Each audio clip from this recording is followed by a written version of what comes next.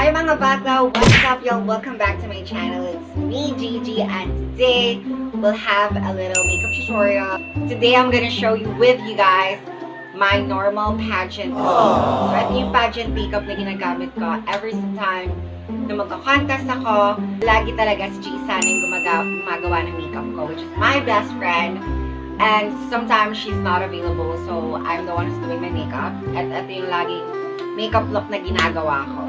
And actually, this is the first time that I'm gonna be trying out this Ever Villena or EV Advanced Reach palette. Ito yung ginamit ko sa eyes ko. And at the same time, I really want to try to upload sobrang daming videos. But, you know, time management, hindi kinakaya ng time ko because I'm now working at home. But of course, I promise y'all to be more active here on my YouTube channel. I'm trying to do a lot of videos and I'm planning a lot of contents as well to be uploaded soon. So please don't forget to subscribe on my channel and please don't forget to click the notification bell for you guys to be updated whenever I'm uploading a new video. And that's it mga vakla. Let's proceed on the video.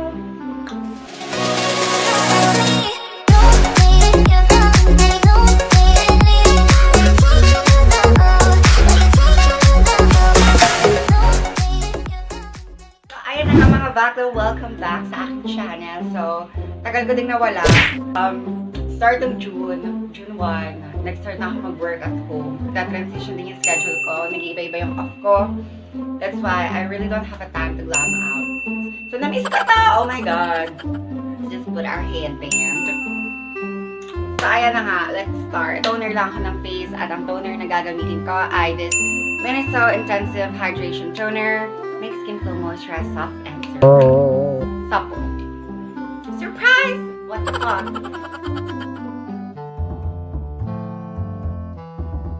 So, yeah, tapos na tayong mag-toner.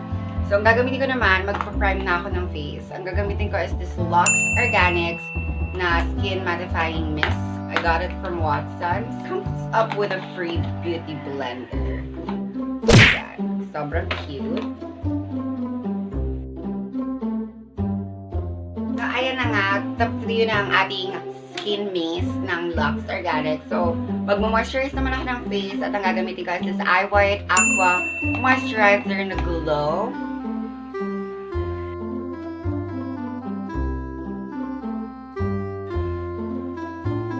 So, tapos na tayong mag-moisturize ng face. So, next naman is magpa-primer tayo. I'm gonna be using this Quick FX Notion Mattifier. This is one of my ultimate favorite mattifier of all time. So I'm just gonna be getting like a very small amount. Okay, so I'm just gonna focus on the center part right here. Because yan talaga yung pa-oiling part sa akin. So tayong mag-primer. So gagawin ko lang yung aking kilay off camera and then I'll be right back. Mga vakla, so tapos tayo mag-prep and prime ng ating face and nagawa ko yung kilay ko. My kilay is not that good. Pero carry na yan. Nalinis ko na din siya. I like using a very light concealer para linisin yung eyelids ko. Para mag-pop up yung eyeshadow color. Nagagamitin na yun mga vakla. So natapos ko na yung kabilang eyes. Going. So basically, this is my pageant look every time na nasala ko sa mga pageant. Ganyan nga, si Jay sana yung nagme-makeup sa akin kapag may pageant ako. Pero if she's not available, ako na lang yung laging nagma-makeup sa akin. Tapos ganito lang yung laging yung makeup look. So yan yung gagawin natin ngayon. And ang palette na gagamitin natin is this EV Advanced Rich palette. At sobrang dali lang ng gagawin natin. So first, I will be using this color right here as my transition color.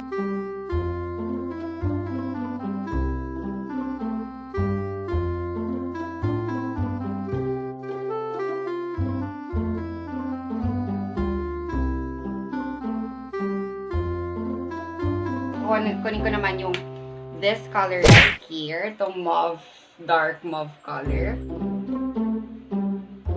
Actually, kaya ako nag-decide na maggawin kong pageant look ngayon kasi sobrang namimiss ko na mag-pageant. You know what? I was able to join an online beauty pageant which is Queen of Becky 2020. It's a huge contest organized by Sir Wilbert. And sobrang saya lang na experience ko being part of it. So, I made it until swimsuit round. Tapos, hindi na ako nakaabot ng top 30. Kasi for the top 30, kailangan ng voting. And sobrang hina ako sa voting, guys. Like, ako magpa-like na magpa-like. Alam niyo yun.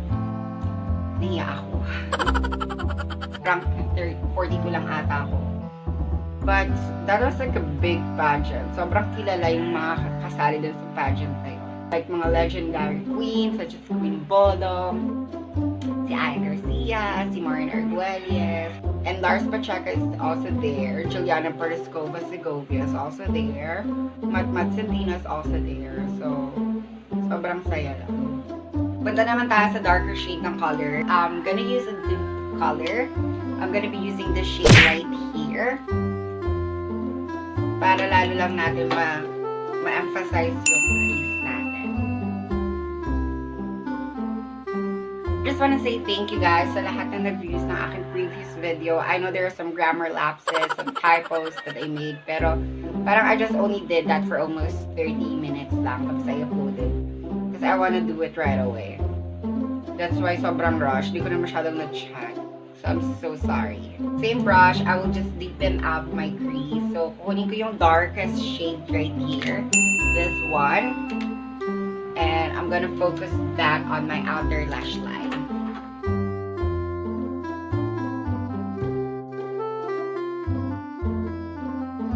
Sobrang messy nung eyeshadow ko, nakakaloka. Anyways, that's fine. Kasi, again, i-lilinisin naman natin siya later. Kukuha lang ako ng lightest concealer na meron ako, which is the same concealer that I use on my lids. This is the L'Oreal Infallible Full Wear Concealer. And, ika-cut crease ko lang siya katulad niyan. I'm gonna get a flat brush.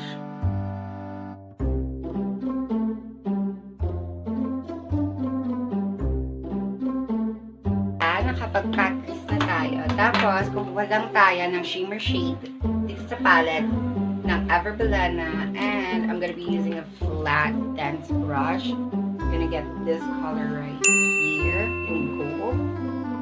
Lalagay natin siya din sa ginawa nating cut crease.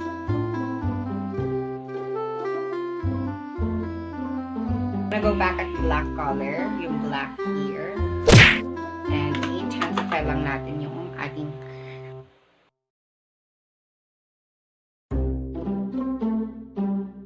ayan na nga, we're done with the eyes. Nalinis ko na din yung edges niya. So, nilagyan ko lang ng wipes. Tapos, ginanong ko lang siya.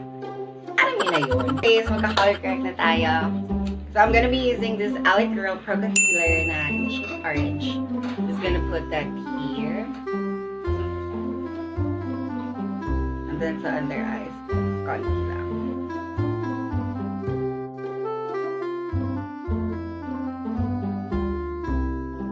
Okay, so ayan, color correct na tayo mga vakla. So I'm gonna be using this Everbelena All Day Liquid Foundation. This is the first time that I'm gonna be trying this out. I got one in the shade Olive. Thick yung consistency niya, actually. I'm gonna be using this beauty blender that I've got from Lux Organics.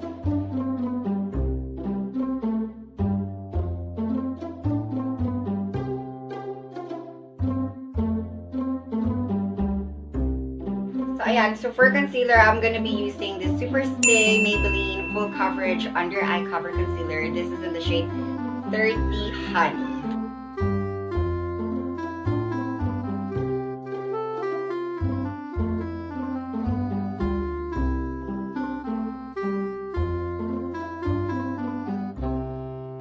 So, for my contour, I'm gonna be using my ultimate aking all-time favorite na Vice Cosmetics in the shade Confirm.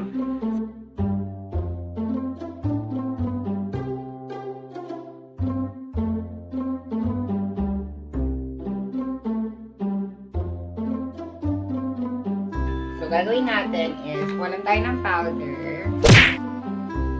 We'll snatch.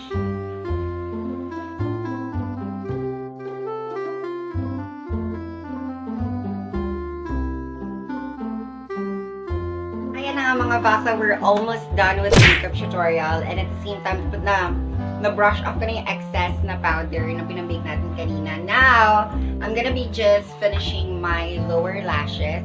So, i-intensify pa natin siya because I want like very smoky look. So, going back on the same colors that we used earlier, this one, right? This one and this one. I'm just gonna be mixing together those two colors together, and I'm gonna be smoking out the color.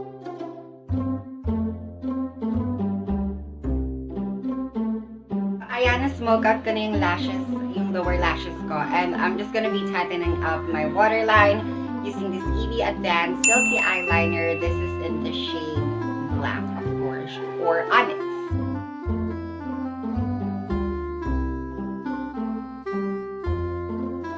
Now, for the blush, nagbe-blush muna ako. And most of the time, tie blush yung ginagawa ko, which is yung focus yung color dito. Nakakaawa yung blush ko, pero this is like one of my favorite blush of all time. This is the Arrow blush in the shade Yukon.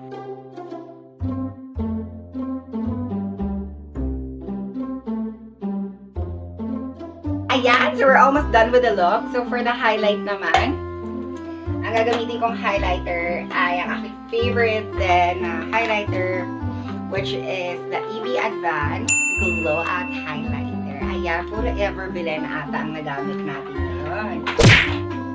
Gusto na bang gumawa ka ng full face Everbillen? Comment below if you want.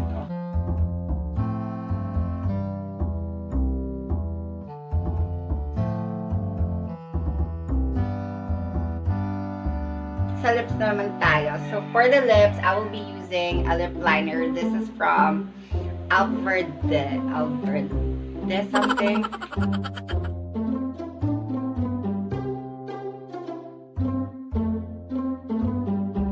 Ayan, so gagamitin ko lang tong Maybelline na lipstick. This is in the shade Nude Nuance.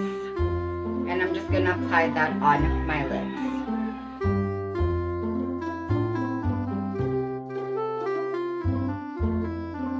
I'm just gonna top it off with a liquid gloss na Caroline Stain Gloss. Ayan.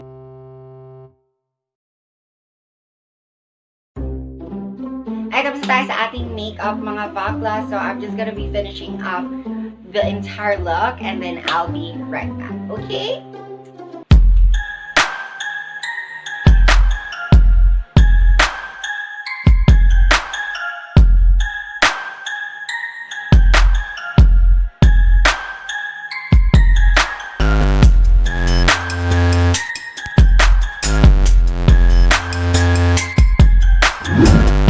Bakla, sana ay nagustuhan nyo ang ating makeup tutorial, which is inspired sa aking makeup look every time na nagpa-pageant ako. Sana mag-subscribe guys sa channel ko. Don't forget to click the notification bell for you guys to be updated whenever I'm uploading a new video. And at the same time, don't forget to follow me on all my social media. Links will be put down in the description box or right here. And wishing you all guys to be safe, stay at home as possible. Kung wala naman kayong kailangan gawin outside, just please stay at home.